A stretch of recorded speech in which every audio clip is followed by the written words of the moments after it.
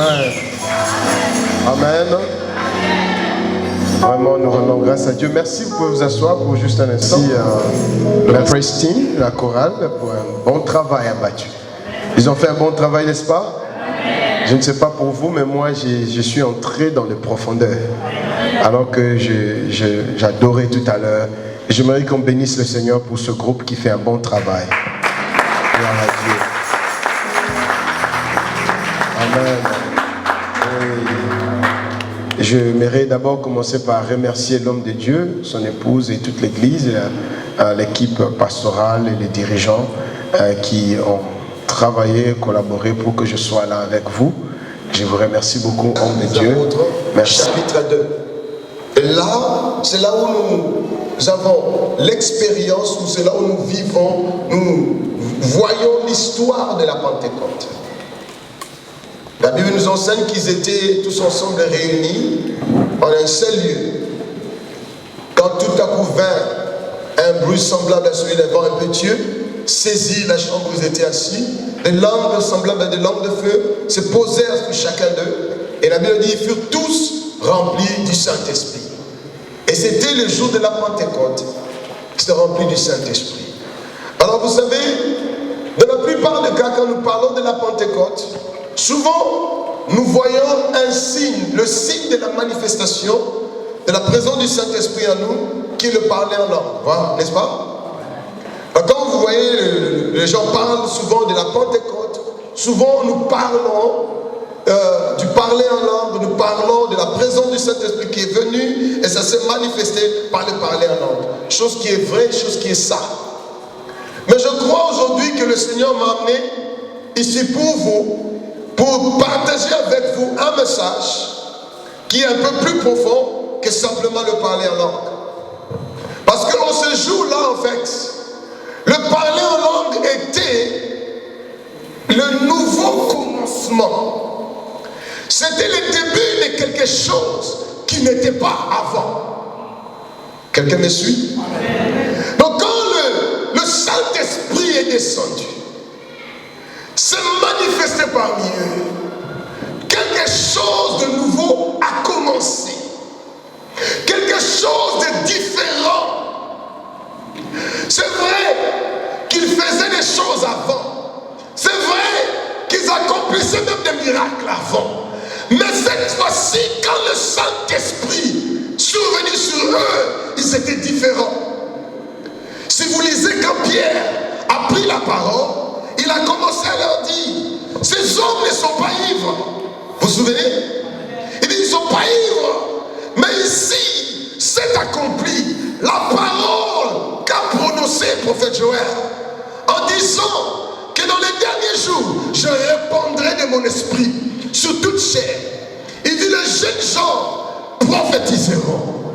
Amen. Les vieillards et les autres auront des visions, des songes, et ils ont parlé de beaucoup de choses. Donc en d'autres termes, homme de Dieu, ce jour-là de la Pentecôte, c'était le jour où de nouvelles choses ont commencé. Alors regarde ton voisin avec moi et dis à ton voisin, voisine. Oh, comment? Est-ce que tu peux parler bien? Il ne faut pas avoir peur de parler. Écoute, personne n'intimide personne, n'est-ce pas? Voilà, donc parle à ton voisin et dis voisin ou voisine. Le jour de la Pentecôte, c'était le jour du nouveau commencement. Amen. Combien de personnes demandent à Dieu un nouveau commencement? Parce que ça c'est notre thème, le nouveau commencement. Le nouveau commencement. Bien aimé, quand vous parlez bien français, et je peux vous décrire nouveau, quand on parle new en anglais. Quand on dit new en anglais, on est en train de faire référence à quelque chose de frais. Quelque chose nouveau. Quelque chose de différent. Nouveau, ça veut dire différent. Nouveau, ça veut dire vrai. Nouveau, ça veut dire, oh mais je pense en anglais, again, encore. Nouveau commencement. Commencement. Quand on parle du commencement, et plus, excusez-moi, je pense en anglais et je prêche en français.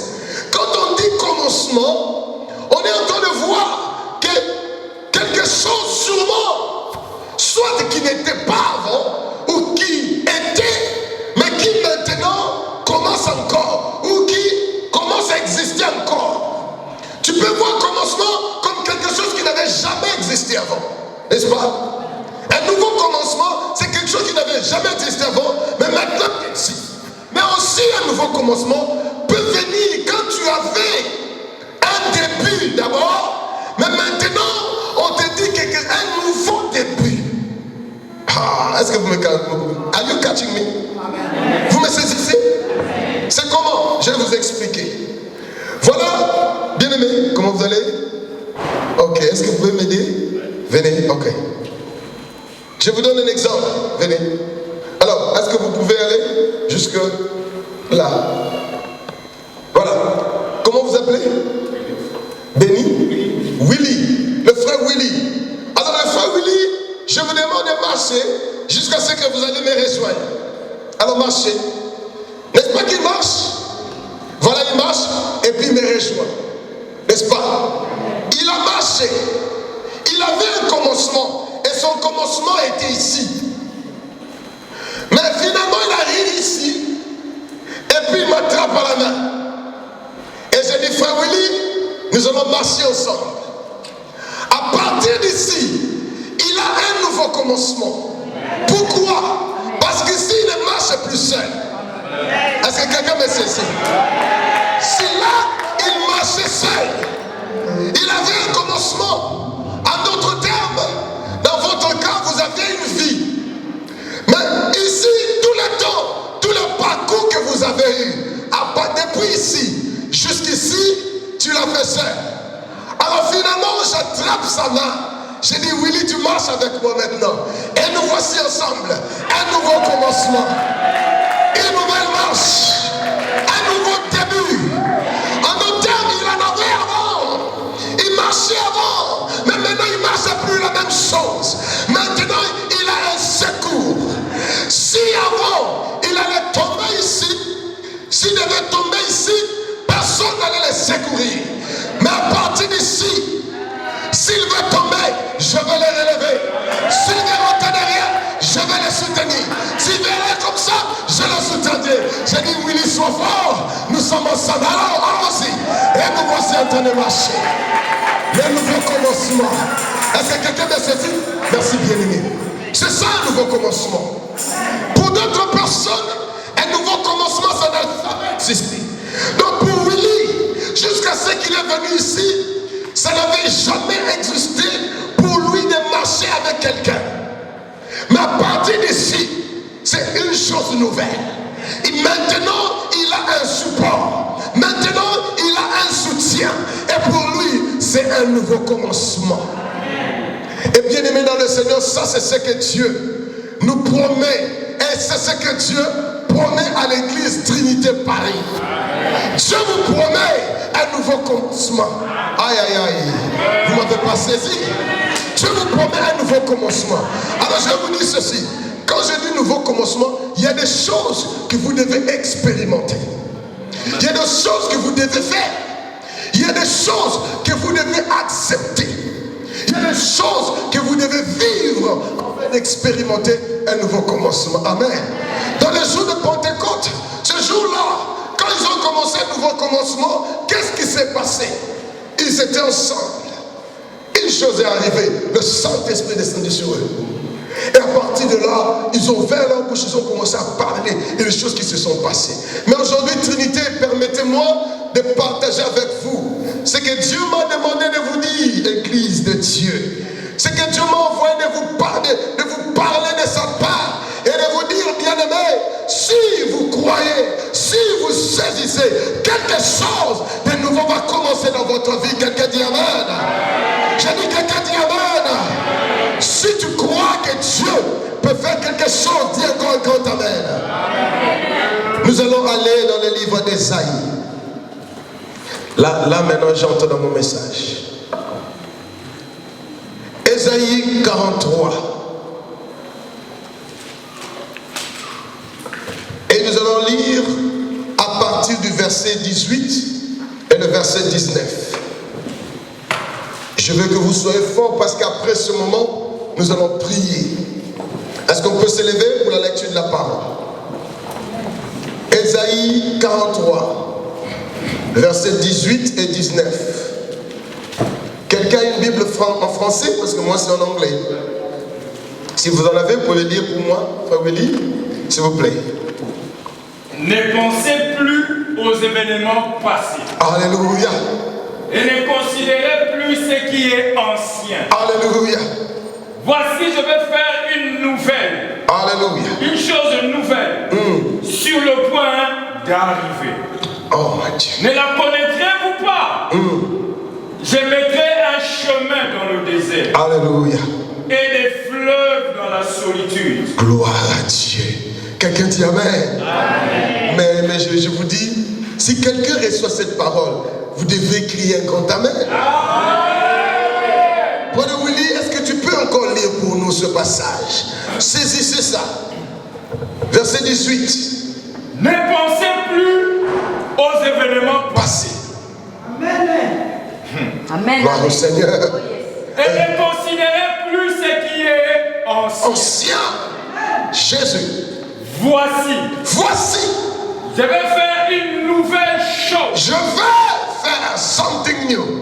Sur le point d'arriver. Sur le point d'arriver. Ne la connaîtrez-vous pas? Ne la connaissez-vous pas?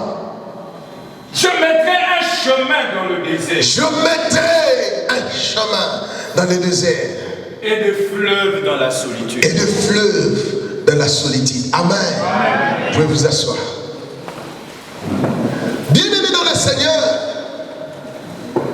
Dieu m'a envoyé pour te parler. Quand nous parlons du message que Dieu a donné aujourd'hui à l'église Trinité, Trinité c'est toi. Trinité c'est toi membre. C'est toi personne qui est venue dans cette église aujourd'hui. C'est à toi que Dieu a donné ce message. Et Dieu dit ceci: je veux commencer quelque chose de nouveau avec toi. Je veux commencer quelque chose de différent avec toi. Mais pourquoi, Seigneur, tu veux quelque chose de nouveau avec moi? Et le Seigneur dit, c'est parce que tu as longtemps souffert, tu as longtemps traversé des moments difficiles, des moments de difficulté. Il est temps pour toi d'expérimenter quelque chose de différent. Oh, bien-aimé, est-ce que vous recevez cela? It is time de recevoir quelque chose que tu n'as pas reçu avant. Tu es seul comme les disciples, ils étaient là, dans le désarroi. Ils étaient désemparés, ils étaient là. Jésus, l'espoir est parti. Jésus, ce qu'il comptait n'est plus là. Maintenant, qu'est-ce que nous allons faire?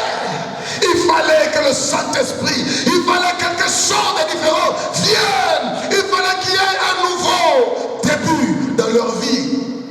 Alors quand le nouveau début est venu, Dieu demande plusieurs choses. Pour toi d'expérimenter Trinité, pour toi d'expérimenter quelque chose de nouveau, la première des choses que Dieu te demande, c'est quoi la première phrase? Ne pensez plus aux événements passés. Amen. Quelqu'un dit avec moi, ne pensez plus aux événements passés. Ne pensez plus aux événements passés. D'abord, je vais vous aider à comprendre en anglais. J'aime bien ça en anglais. Écoutez ce qu'on dit en anglais. Certains d'entre vous comprendront, certains non, je vais expliquer. Écoutez ce qu'on dit. Forget the former things. Forget, en d'autres termes, oubliez les choses du passé. Oh my God. Qu'est-ce que cela veut dire, bien-aimé? Vous savez, souvent, pour nous de voir ou d'expérimenter la gloire de Dieu, d'expérimenter quelque chose de différent, nous sommes souvent attachés au passé. Est-ce que tu saisis cela? Certains d'entre nous sont encore attachés au passé. Beaucoup d'entre nous, nous sommes concentrés au passé au lieu de regarder le futur que Dieu a pour nous. Et nous voulons demander à Dieu quelque chose de nouveau. Et Dieu nous dit, je veux faire quelque chose de nouveau.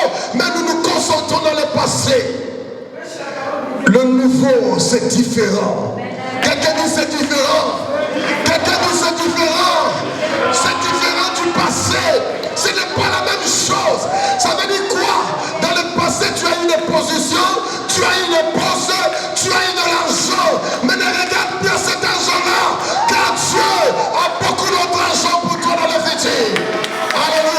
crie Amen. Ne regarde plus au passé. Si un homme là-dessus, ne concentre plus sur lui. Regarde à d'autres que Dieu peut mettre dans ta vie. Alléluia. Si une femme t'a dessus, ne concentre plus sur elle. Regarde à Dieu, car il y a un futur pour toi. Ce n'est qu'à ce moment-là que tu peux vivre quelque chose de nouveau. Deuxième partie, ça dit quoi? Et ne considérez plus ce qui est ancien. Ne considère plus ce qui est ancien. Au moins, quand j'étais, au moins, ce que j'avais, au moins, les choses que j'ai, c'est ancien. Everybody say c'est ancien. Comment tout avec moi, c'est ancien. Tu c'est ancien. Ne considérez plus ça. Si tu es attaché à ton petit argent que tu as, et tu veux seulement rester avec ça, alors que Dieu, il a quelque chose de nouveau pour toi. Il a des grosses sommes, et toi tu regardes sur la petite somme. Il a de nouvelles choses pour toi. Ne considère plus le passé. Ne considère plus le passé. Regarde le futur. Alléluia. Regarde ce qui arrive. Regarde ce qui va venir. Et Dieu le verra. Au nom de Jésus. Alléluia. Ne considère plus le passé. Alléluia. Il y a déjà de nouveaux modèles. Ça c'est mon Dieu. Mon Dieu, c'est un Dieu de nouveauté. Est-ce que quelqu'un m'a entendu? Mon Dieu, c'est un Dieu de nouveauté. Alléluia. C'est un Dieu qui est capable. Il ne reste pas dans ses anciens modèles. C'est un Dieu de nouveaux modèles. Alléluia.